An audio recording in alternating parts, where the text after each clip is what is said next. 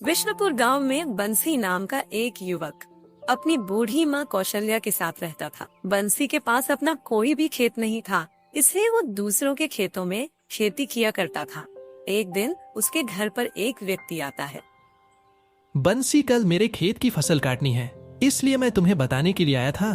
तो तुम कल मेरे खेत पर आ जाना काम करने के लिए। नहीं, मैं कल नहीं आ सकता। मुझे रवि के खेत की कल ही फसल काटनी है। उनका 10 एकड़ का खेत है। फसल काटते काटते ही रात हो जाएगी। मैं तुम्हारे खेतों की फसल परसों काट दूंगा, क्योंकि मैंने आज रवि को वचन दिया है। अगर मैं नहीं जाऊंगा तो वो बहुत गुस्सा हो जाएगा। ठीक है, मेरी भी 10 एकड़ है, इसलिए मैं अकेले तो फसल काट नहीं पाऊंगा। तुम परसों ध्यान से आ जाना, मैं तुम्हें पहले से ही बता रहा हूँ। अब और किसी को वचन मत दे देना। मैंने एक बार किसी को वचन दिया तो मैं नहीं भूलता। परसों जरूर आऊंगा। तुम इतनी अच्छे हो, इसलिए तुम्हें सभी गांव वाले काम पर बुलाते हैं, और सभी गांव वाले तुम्हारे काम को भी बहुत पसंद करते हैं। तुम बहुत ईमानदारी से काम करते हो। ठीक है, अब मैं चलता हूँ, परसों आना मत भूलना। ऐसा बोलकर वो व्यक्ति वहाँ से चला जाता है। माँ, खाना बांध दिया क्या? मुझे काम पर जाना है, देर हो रही है, मेरा इंतजार करते होंगे। बाप रे बाप, सुबह उठकर तुम्हारे लिए खाना बनाना मुझसे नहीं हो रहा है। मैं बूढ़ी हो चुकी हूँ, इस उम्र में काम करना अब और मुझसे नहीं होगा। तुम जल्दी से शादी करोगे तो तुम्हारी पत्नी आकर मेरे लिए भी खाना बनाएगी। माँ, अगर आप ऐसे ही रोज रोज शादी करोगी तो कैसे चलेगा? मेरे पास क्या 10 एकड़ का खेत है लड़की को दिखाने के लिए। मैं रोज थोड़े थोड़े पैसे जमा कर रहा हूँ। वो अब जाकर 100 रुपए हुए हैं। आने वाले साल में कम से कम 2 एकड़ जमीन खरीदने की सोच रहा हूँ, फिर जाकर शादी करूंगा। बेटा, अभी तुमने जितने पैसे जमा किए हैं, क्या उनसे 2 एकड़ जमीन नहीं आ सकती? अगर अभी के समय में 1 एकड़ जमीन खरीदनी है तो कम से कम 150 रुपए चाहिए, और हमारे पास तो सिर्फ 100 रुपए ही है। इसलिए और पैसे जमा करके अगली साल 2 एकड़ जमीन खरीदने की सोच रहा हूँ। ठीक है माँ, ये सब हम बाद में बात करेंगे। आप खाना दे दो, मुझे काम पर जाने के लिए देर हो रही है। इतना कहकर बंसी काम के लिए निकल जाता है। तभी रास्ते में उसे गांव का सबसे धनी सेठ मिलता है। हीरालाल उसे अपनी धन संपत्ति का काफी घमंड था। अरे बंसी, कहाँ जा रहे हो? आज के दिन कोई काम है क्या तुम्हें? आज रवि के खेत की फसल काटनी है, इसलिए वहीं पर जा रहा हूँ। आपको कोई काम है क्या सेठ जी? कुछ नहीं, वो घर का सामान बिगड़ पड़ा है और घर में काफी धूल मिट्टी भी जमा हो गई है। इसलिए मुझे तुमसे अपने घर की साफ सफाई करवानी है, और सभी सामान को अपनी सही जगह पर भी तुम्हें रखना है। जब शाम को तुम्हारा काम खत्म हो जाए तो तुम मेरे घर आ जाना। और हाँ, चिंता मत करना, काम करने के बदले मैं तुम्हें पैसे भी दूंगा। अरे सेठ जी, उसमें पैसों वाली कोई बात नहीं है। थोड़ा सा ही तो काम है, मैं शाम को आकर आपका काम कर दूंगा। सेठ से बात करने के बाद बंसी खेतों पर काम करने के लिए चला जाता है।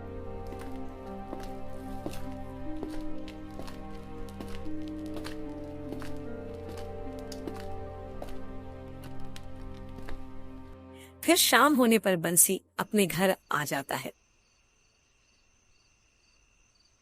ये लो माँ, ये 1 रुपया संभाल कर रखो। मुझे बहुत जोरों से भूख लगी है, जल्दी से खाना लगा दो।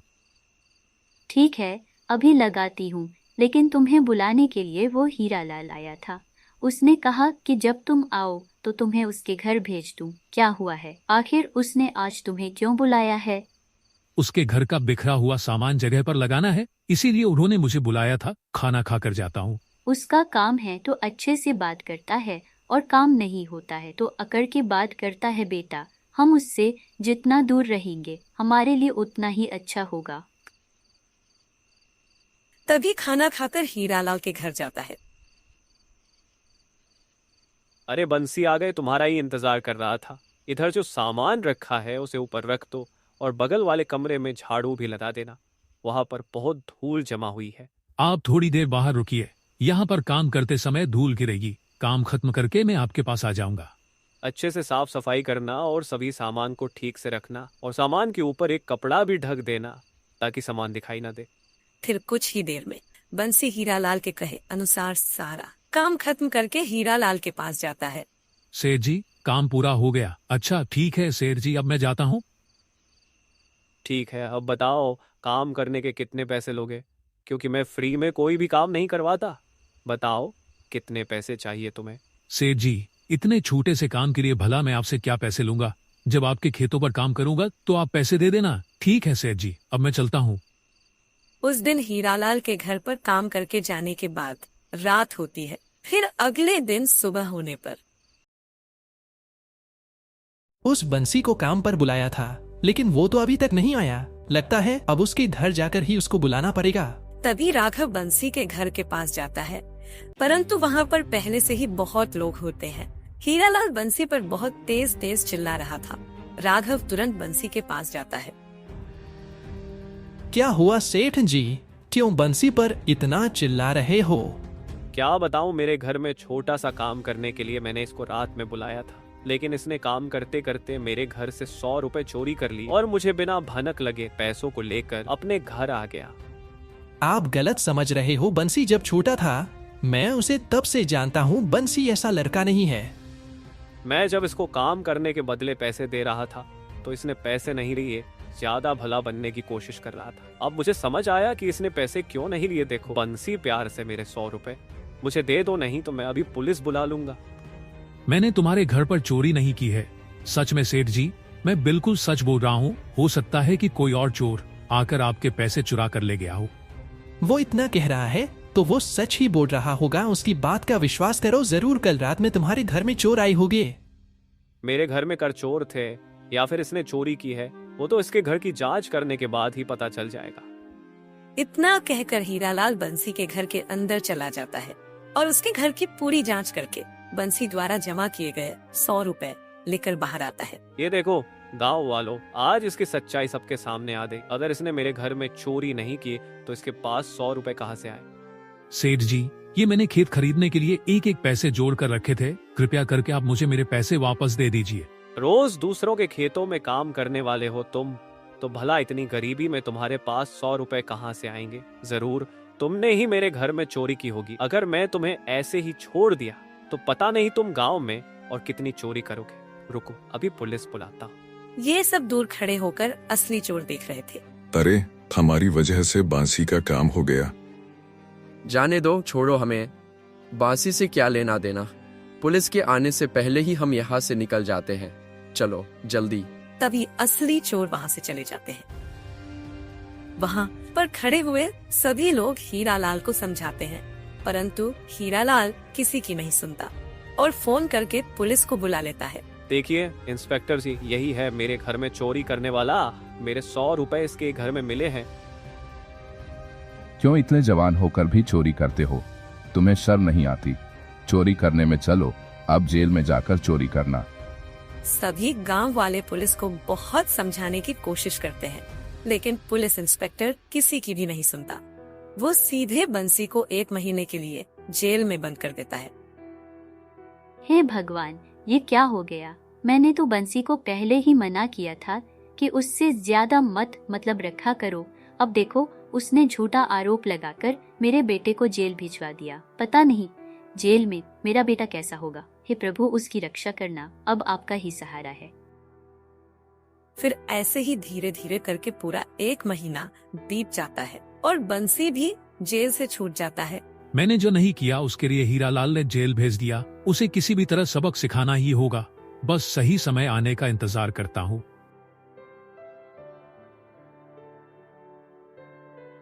बेटा, मैंने तुझसे पहले ही कहा था कि वो हीरालाल अच्छा इंसान नहीं है, लेकिन तूने मेरी बातों पर ध्यान नहीं दिया और उसे अपना पड़ोसी समझकर उसका काम कर दिया। अब देखो, उस घमंडी ने तुम्हें बिना किसी बात की जेल भिजवाया और ऊपर से तुम्हारे इतने दिनों की कमाई 100 रुपए भी ले गया। जाने दो माँ, उसके पापों का कारण वही भोगेगा। तुम सब भूल जाओ। कल खेतों में काम शुरू होगा, सुबह उठकर जाना है। चलो अब आप सो जाओ और मुझे भी नींद आ रही है। फिर उसी दिन रात होने पर हीरालाल एक संदूक लेकर घबराते हुए कहीं जा रहा था। ये क्या, ये हीरालाल इस समय कहाँ जा रहा है? ऊपर से इतना कीमती संदूक भी लेकर जा रहा है। जरूर कुछ ना कुछ तो गड़बड़ है। अभी इसका पीछा करके देखता हूँ। ऐसा बोलकर बंसी भी हीरालाल को बिना भनक लगे हीरालाल के पीछे पीछे जाने लगता है। हीरालाल कुछ देर चलने के बाद उसके दुकान में काम करने वाले मदन लाल के घर जाकर रुक जाता है। अरे मदन लाल, कहाँ हो तुम? जल्दी बाहर आओ। ये क्या सेठ जी, इतनी रात को आए हो? मुझे बुला लेते तो मैं आ जाता। आपके यहाँ आने की क्या जरूरत थी? जोर से बात मत करो, कोई सुन लेगा। इस बक्से में 1000 रुपए है, इसे तुम अपने घर में संभाल कर रखो। मैं कुछ दिनों बाद तुमसे आकर पैसे ले जाऊंगा। बाप रे, इतना सारा पैसा मेरे पास रखना अच्छा नहीं रहेगा। वैसे भी आजकल चोरियां ज्यादा हो रही है। अगर कहीं पुलिस ने मेरे घर पर छानबीन की और उन्हें पैसा मिल गया तो वो मुझे पकड़कर जेल में डाल देंगे। ऊपर से आप भी पकड़े जाओगे। फिर ये पूरा पैसा कहाँ पर रखूं जिसके बारे में किसी को पता ना चले? तुम्हारे पास दूसरा और कोई रास्ता नहीं है क्या? सेठ जी, आप एक काम कीजिए, इन पैसों को मेरे घर में रखने की बजाय मेरे घर के बाहर एक गड्ढा खोदकर पैसों को गड्ढा के अंदर छुपा दीजिए। इस तरह किसी को शक भी नहीं होगा। लेकिन वैसे सेठ जी, इन पैसों को आप अपने घर पर भी रख सकते हो। तो आप मेरे पास क्यों लाए हो? कहीं ये पैसे चोरी के तो नहीं? ज्यादा जोर से चिल्ला मत, ये चुराए हुए पैसे नहीं है।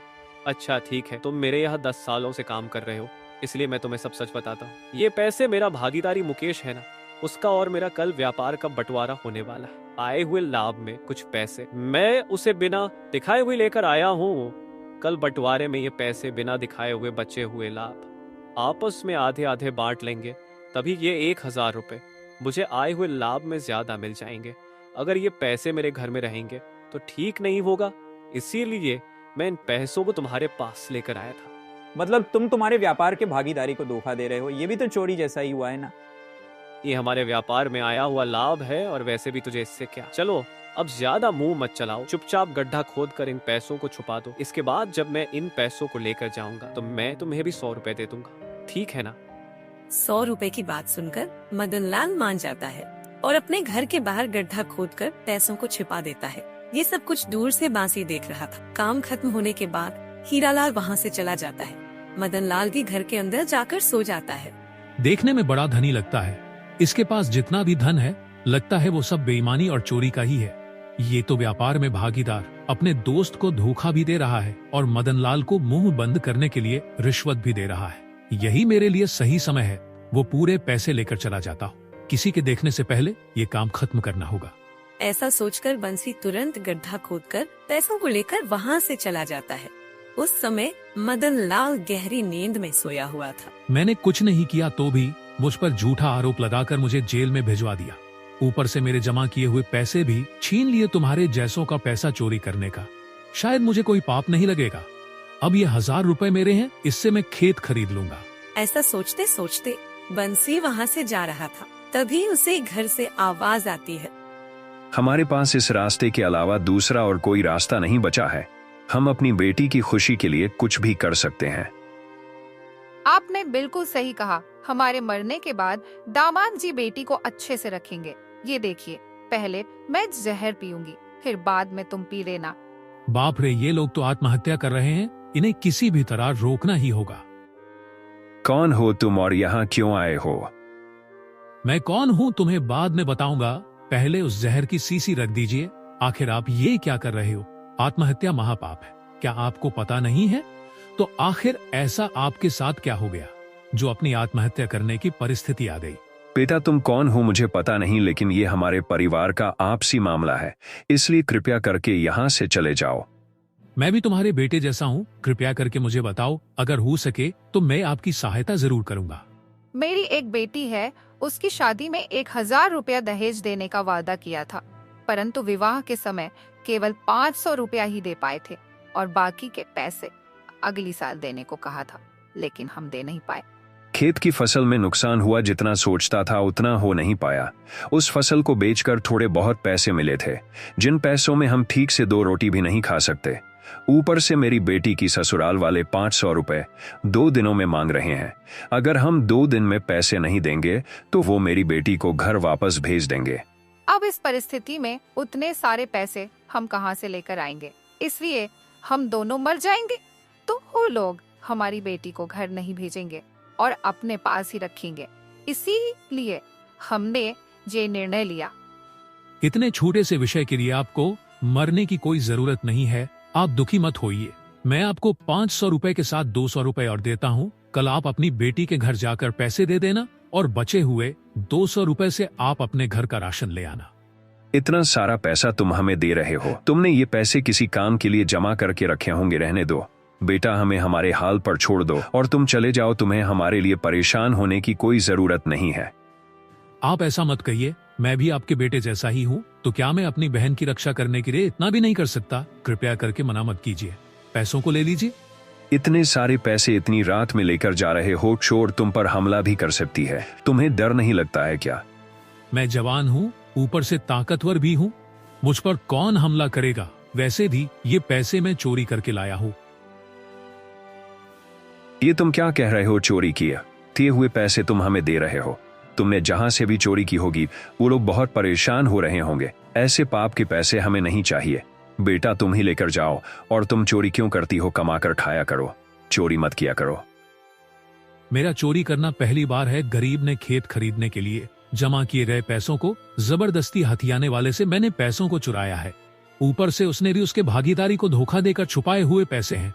उसके पैसे चुराने में शायद मेरी कोई गलती नहीं है। शादी करके तुम्हारी बेटी को ले जाने वाले दहेज पूरा नहीं मिला, ऐसा सोचकर पत्नी को घर भेज दूंगा। ऐसा सोचने वाले तुम्हारे दामाद जितना मैं पापी नहीं हूँ।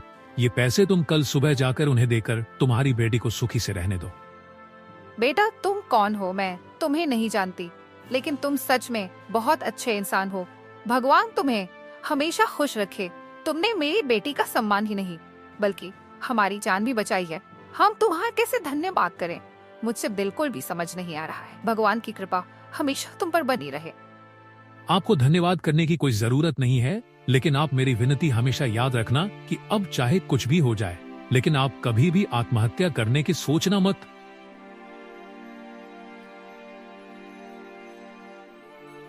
अरे मैं बाकी के बचे हुए पैसे तो ले आया, लेकिन उस काम वाले को कल हीरालाल पैसों के बारे में पूछेगा तो वो बेचारा क्या जवाब देगा? मुझे उसकी सहायता करनी ही होगी। ऐसा सोचते हुए मदन लाल के घर के पास जाता है। वहाँ पर मदन लाल को भी पता चल गया था कि पैसे चोरी हो चुके हैं। अरे बाप रे, सेठ जी के पैसों को कोई छोड़कर चला गया। अब मैं उन्हें कल क्या जवाब दूंगा? वो तो मुझे जिंदा ही नहीं छोड़ेंगे। अब मेरा क्या होगा?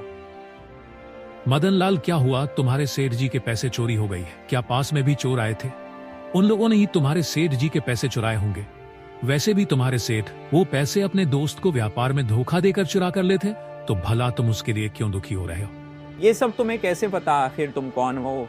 मैं भी तुम्हारे सेठ जी से धोखा खाया हुआ एक गरीब व्यक्ति हूँ। चलो छोड़ो, तुम्हारे सेठ जी ने तुम्हें 100 रुपए देने के लिए कहा था। वो पैसे मैं तुम्हें देता हूँ, परंतु तुम मेरे कहे अनुसार ही कल सुबह अपने सेठ जी से कहना। हाँ सच में वो हीरालाल किसी को भी धोखा दे सकता है। ऐसे इंसान के साथ अच्छा हुआ। अब तुम बताओ मुझे क्या करना होगा? तुम्हारे सेठ जी पैसे कहाँ गया पूछेगा तो तुम कह देना मेरे सोने के बाद तुम ही गड्ढा खोद कर पैसों को लेकर गई होंगे। और अगर तुमसे अकड़ कर बात की तो तुम कह देना कि मैं तुम्हारी बात गांव के सरपंच को बताऊंगा। बस फिर तुम देखना है वो चुपचाप ही वापस लौट जाएगा।